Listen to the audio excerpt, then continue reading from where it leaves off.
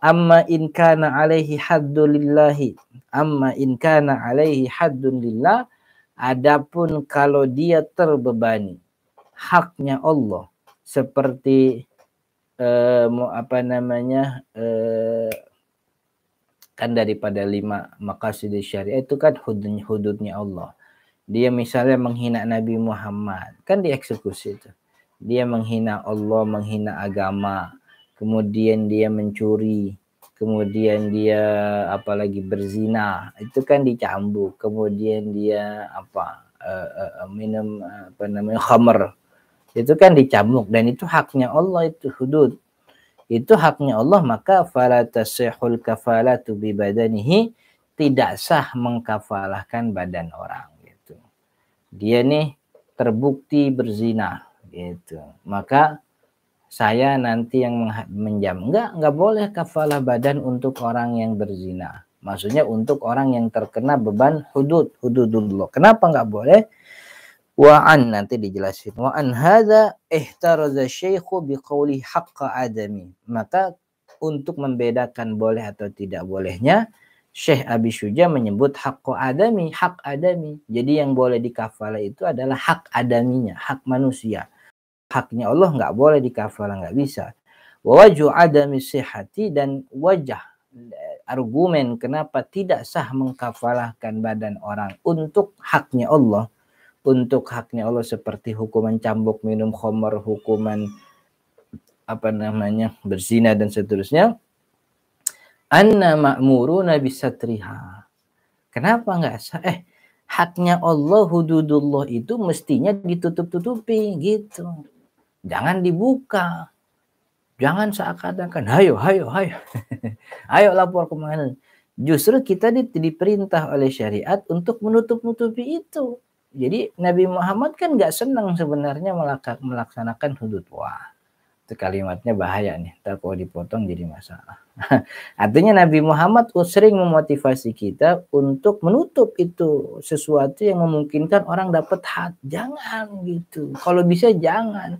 Jadi hudud itu bukannya untuk ditunaikan, tapi untuk ditutup. Jangan gitu. Jadi kita tuh diperintah. Maka kalau ada orang yang kafalah badan, berarti kan dia membuka bahwa orang ini punya tanggungan kepada Allah karena dia berzina. Kan ya, maka itu enggak sah kita kafalah badan. Justru tutupi. Dan Nabi Muhammad sempat marah kan soal ini kan. Cerita masyhur sekali tentang Hazzal. Pernah dengar gak nama sahabat Nabi namanya Hazzal? Hazzal al-Aslami. Binnya saya lupa itu. Hazzal bin Ri'ab bin Zaid al-Aslami kalau nggak salah. Hazzal. Ma'is. Jadi kan kita pernah dengar cerita Ma'is yang mengaku berzina kepada Nabi Muhammad SAW. Akhirnya dirajam Ma'is ini. Awalnya Ma'is itu kagak ngaku ke Nabi, tapi ngakunya ke Sayyidina Abu Bakar.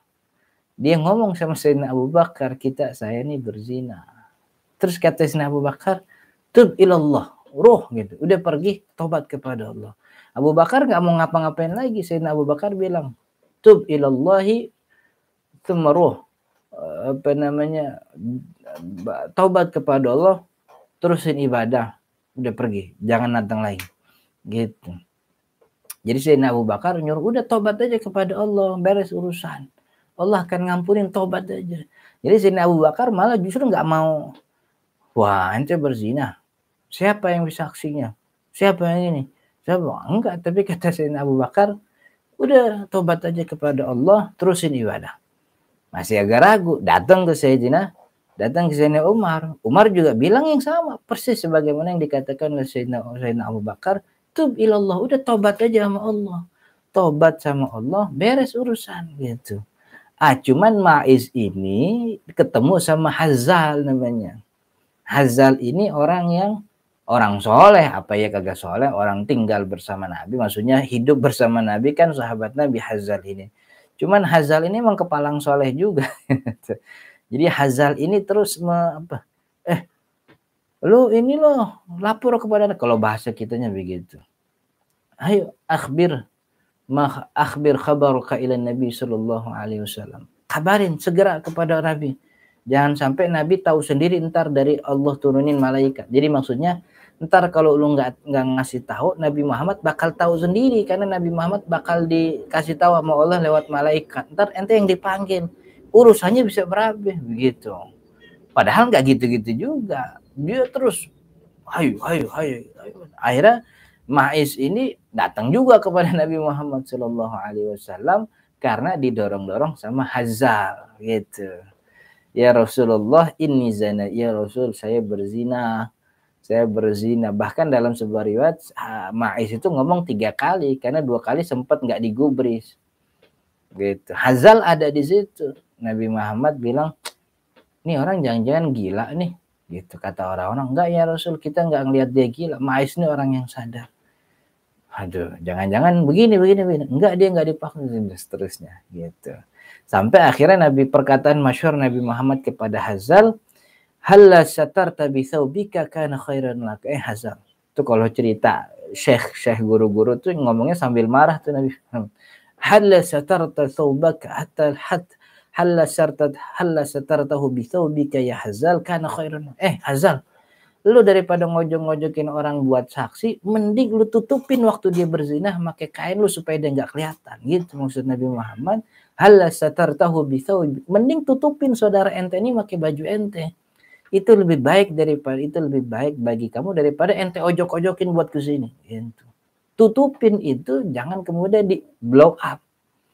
Itu Nabi Muhammad SAW menganjurkan kita, memotivasi kita untuk menutup aib saudara hatta sampai pada perzinahan.